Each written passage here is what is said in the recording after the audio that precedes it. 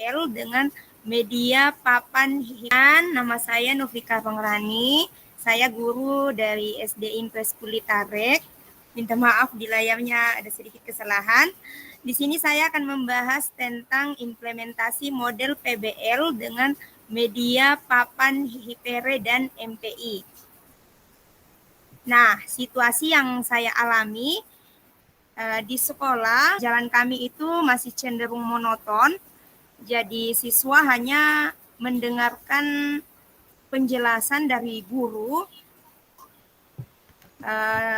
dan juga di dalam kelas pembelajarannya itu masih didominasi oleh guru. Sehingga pembelajaran itu saya rasa kurang efektif.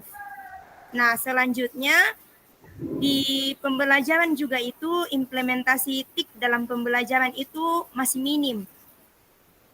Nah, sedangkan kami merupakan sekolah yang ada di dalam kota seperti itu. Nah, berangkat dari masalah yang telah saya paparkan, di sini juga tentunya saya juga mengalami tantangan karena pembelajaran yang masih berpusat pada guru. Jadi ketika pembelajaran itu berpusat pada guru berarti siswa kurang aktif. Padahal sesungguhnya tujuan pembelajaran itu adalah pembelajaran yang bermakna. Nah, dari masalah itu saya kemudian mengalami tantangan juga pastinya. Nah, saya sendiri mengamati bahwa memang peserta didik kami itu belum terbiasa untuk menggunakan TIK di dalam pembelajaran. Nah, kemudian tantangan yang kedua yang saya hadapi juga itu adalah saya sendiri, mungkin berasal dari diri saya sendiri. Saya juga merasa bahwa pengalaman saya sebagai guru itu masih kurang seperti itu. Nah, selanjutnya saya sudah merasa bahwa tantangan situasi yang ada itu guru memang harus melakukan inovasi. Tetapi tadi saya sudah sampaikan bahwa saya juga mengalami tantangan seperti itu. Tetapi di sini tantangan yang ada, saya mau katakan bahwa tantangan yang ada itu bukan sesuatu hal yang ada untuk menghalangi saya melakukan inovasi-inovasi di dalam pembelajaran. Karena sejatinya yang membuat kita berhenti berkarya atau melakukan inovasi itu adalah kemalasan belaka seperti itu. Oleh karena itu, di sini saya sudah menuliskan aksi. Saya akan melakukan aksi di mana saya akan berusaha untuk meningkatkan cara berpikir kritis peserta didik melalui model PBL.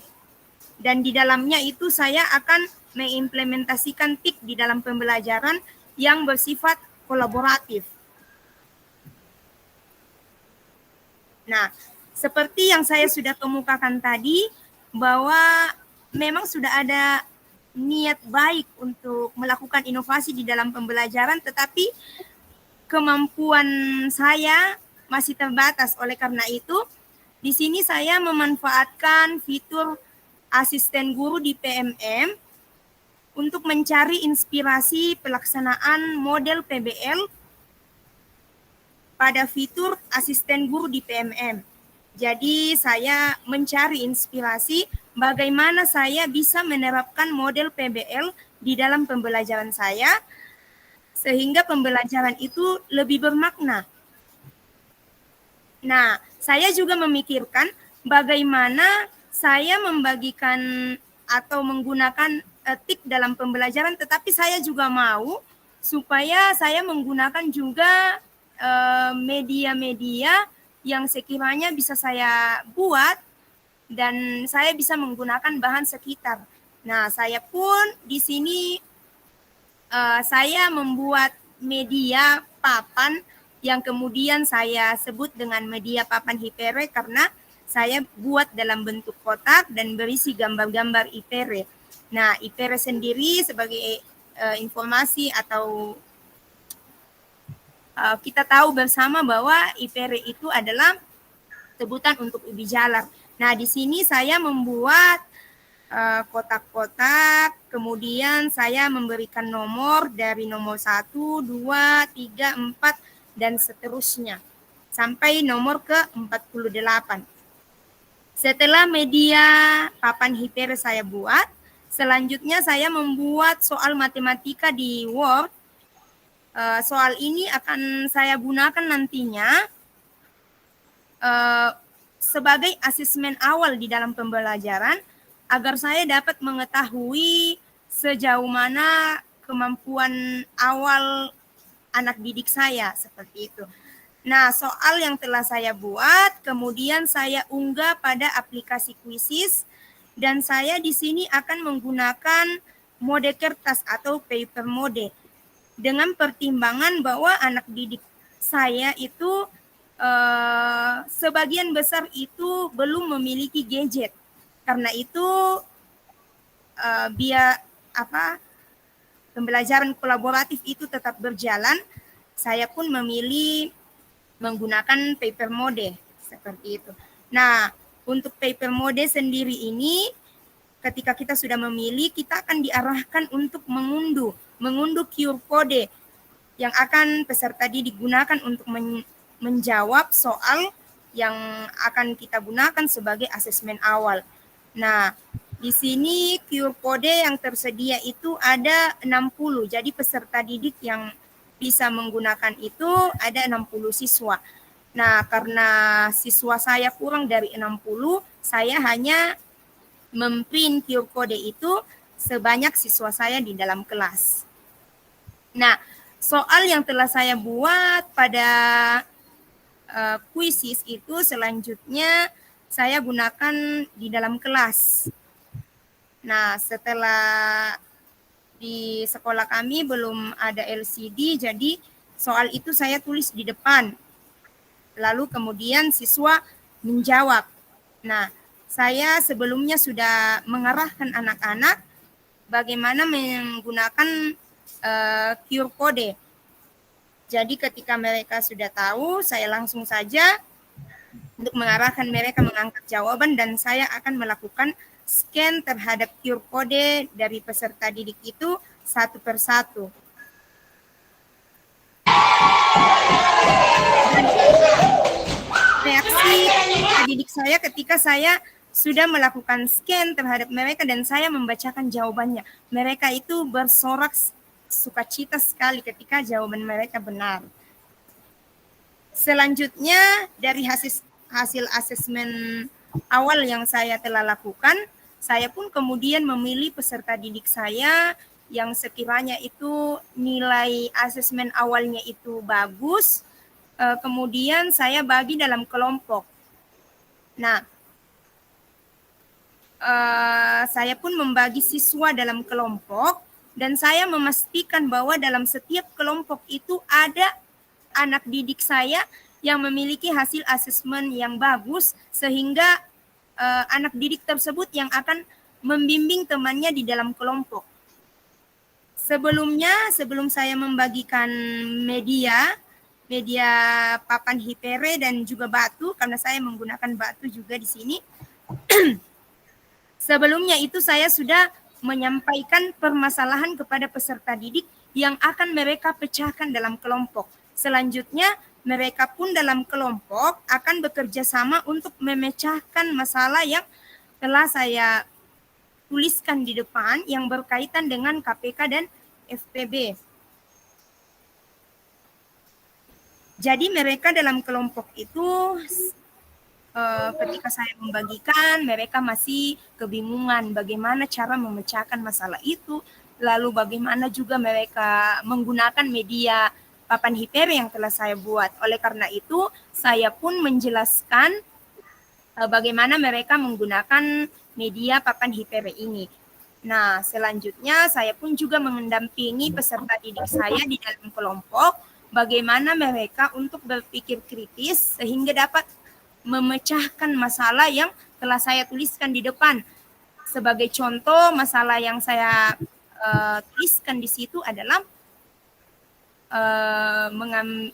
memberikan contoh permasalahannya. Saya katakan bahwa bagaimana kalau ada dua teman, Grien dan Grain itu berolahraga bersama-sama pada tanggal 2 Oktober 2024. Grien berolahraga setiap 3 hari sekali, sedangkan Grain berolahraga setiap 4 hari sekali. Pada tanggal berapakah mereka akan berolahraga secara bersama-sama untuk kedua kalinya? Saya mengarahkan kepada peserta didik saya bahwa Grien dia itu berolahraga 3 hari sekali. Berarti kamu akan mengarahkan batu kemana? Nah, peserta didik saya pun mulai sudah ada yang paham. Kita arahkan ke angka 3, Miss. Nah, selanjutnya saya katakan lagi, Green berolahraga setiap 3 hari sekali, sedangkan Green 4 hari sekali. Berarti di mana posisi awal batu? Nah, mereka pun juga menjawab di angka 4. Nah, selanjutnya saya mengatakan lagi, kalau begitu, Green sendiri dia berolahraga setiap 3 hari sekali. Berarti kalau 3 hari lagi, dia di hari keberapa lagi? Di bilangan keberapa lagi di papan HIPERE tersebut? Nah, mereka pun dalam kelompok itu sudah meletakkan batu-batu pada media papan HIPERE yang telah saya siapkan. Nah, selanjutnya saya mengarahkan lagi, bagaimana ya kalau misalnya dikatakan bersama-sama, kalau 2 orang dikatakan bersama-sama, apakah sendiri-sendiri atau seperti apa? Anak didik saya pun mengatakan bahwa bersama-sama berarti 2 orang. Ya, saya katakan bahwa kembali perhatikan papan HIPERE-nya, di mana yang batu itu berada dalam kotak yang sama. Nah, dari situ pun anak didik sudah mulai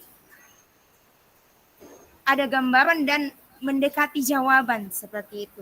Nah, untuk yang saya tampilkan ini, mereka menjawab dalam soal permasalahan yang kedua yang berkaitan dengan FPB. Jadi saya arahkan bagaimana kalau soal yang saya berikan itu, misalkan ada teman yang memiliki HIPERE sebanyak 4 buah, sedangkan teman yang lain yang saya ambil namanya Raisya, dia punya keladi sebanyak 20 buah. Kira-kira berapa teman yang akan mendapatkan yang paling banyak? Tetapi jumlah teman yang akan mendapatkan itu, mereka mendapatkan jumlah HIPERE yang sama dan juga keladi yang sama. Nah, soal FPB ini lebih mudah mereka kerjakan. Saya hanya memberikan awalan seperti itu, awalan penjelasan seperti itu, dan mereka sudah bisa menentukan jawabannya. Nah, selanjutnya ketika mereka sudah memecahkan masalah yang saya sebelumnya tulis, itu mereka akan menggunakan MPI yang telah saya buat. MPI yang saya buat ini adalah MPI yang saya kreasikan di level 3 Pembatik 2024. Jadi yang saya tampilkan ini, peserta didik saya memperluas pemahaman mereka setelah mereka memecahkan masalah dengan papan HIPERE dengan menggunakan MPI. Jadi mereka akan belajar MPI secara mandiri, dan tentunya saya tetap juga mendampingi anak didik saya dalam penggunaannya maupun arahan-arahan bagaimana cara mereka menjawab soal yang saya sudah masukkan di dalam MPI yang telah saya buat. Nah, di dalam MPI itu, MPI yang telah saya buat, saya tuliskan di situ ada menu pendahuluan, materi, latihan, kuis, dan seterusnya. Juga di dalamnya itu ada kuis seperti yang saya sudah katakan, jadi anak-anak akan diarahkan untuk menjawab soal setelah mempelajari materi, dan ketika jawaban mereka benar, mereka akan beralih ke soal berikutnya, tetapi ketika jawaban mereka salah, mereka akan kembali ke soal sebelumnya. Nah, selain latihan, ada juga kuis. Kuis di sini yang saya masukkan di MPI saya, yaitu saya menggunakan di sini saya menggunakan word wall. Nah, tidak lupa juga setelah pembelajaran menggunakan MPI, anak didik saya beritahukan, saya tulis di depan alamat MPI. Jadi mereka ketika mau belajar lagi tentang KPK dan FPB ini, mereka bisa membuka kembali di rumah. Ketika mereka tidak punya gadget, mereka bisa meminjam ke HP orang tua atau HP kakak dan sebagainya untuk dapat mengakses MPI ini. Nah, setelah saya memberikan asesmen awal, kemudian permasalahan yang mereka pecahkan di dalam kelompok, mereka sudah belajar MPI di dalam kelompok. Selanjutnya saya berikan asesmen kembali, dan di sini saya menggunakan asesmen dengan diferensiasi produk. Jadi peserta didik sendiri ini akan membuat contoh permasalahan yang mereka akan kerjakan. Minta maaf. Nah, mereka akan kerjakan, membuat sendiri contoh permasalahan tentang KPK dan FPB, dan mereka akan mengerjakan sesuai dengan cara yang paling mereka pahami. Karena tadi sudah belajar dengan media HIPERE, tadi juga sudah belajar dengan MPI, jadi saya memberikan kebebasan kepada peserta didik saya untuk memilih mereka mengerjakan dengan cara seperti apa. Selanjutnya di sini saya melihat bahwa media yang saya gunakan itu cukup efektif, karena terlihat di sini walaupun saya sudah mengarahkan mereka untuk belajar dengan MPI, tetapi ada juga yang masih bersemangat dengan membawa papan HIPERE tersebut dan menggunakan media papan HIPERE ini untuk menjawab soal-soal yang ada di dalam MPI. Dan ketika mereka mendapatkan jawaban, terlihat raut wajah mereka begitu bergembira. Dan ini juga merupakan testimoni dari peserta didik saya setelah belajar media papan HIPERE dan MPI. Di sini siswa saya katakan bahwa dia senang menggunakan media papan HIPERE dan MPI yang telah saya buat.